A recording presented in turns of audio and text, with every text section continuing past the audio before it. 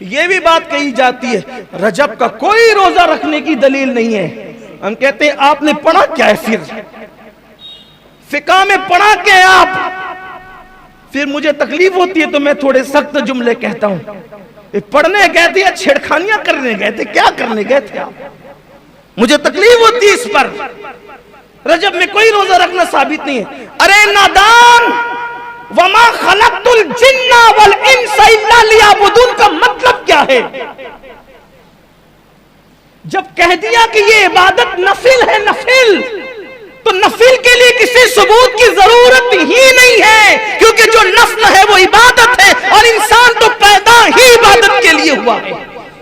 जिस दिन चाहे रोजा रख लो, जिस दिन चाहे इबादत कर लो, जिस दिन चाहे नवाफिल पढ़ लो, इसके लिए सबूत की क्या जरूरत है? कुरान कह रहा है कि तुम्हें इबादत के लिए पैदा किया। जब पैदा ही इबादत के लिए हुए तो पैदाइश से लेकर मरे दम तक इबादत करते रहे तो भी हक तो यह है कि हक अदा ना हुआ। आप कैसी बात करते हैं?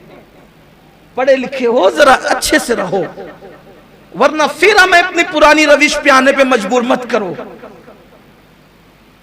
रजब के कूड़े फिर लेकर आते हो, 22 को नहीं कर सकते, 22 को नहीं कर सकते। ठीक है भाई, हम 22 को करते हैं, तुम कब कर सकते हो? चलो तुम करो। तुम कहते हो ना 22 को नहीं कर, तुम करो ना, कब कर सकते हो? करना तो है नहीं आपने, आप में इतनी हिम्मत तो है नहीं, फिर आप क्यों इस तरह की बात करते हो? ये हमारी अपनी तबीयत है, चाहे 22 को करे चाहे तभी करे। अरे नहीं नहीं, वो जरा वो करते हैं, वो करते हैं तो उनके यहाँ फातिहा नहीं होती, हमारे यहाँ फातिहा होती है। उनके यहाँ सहाबा को गालियां दिया जाता है, हमारे यहाँ फातिहा में अहले बैत के नाम के साथ सहाबा के नाम भी पढ़े जाते हैं।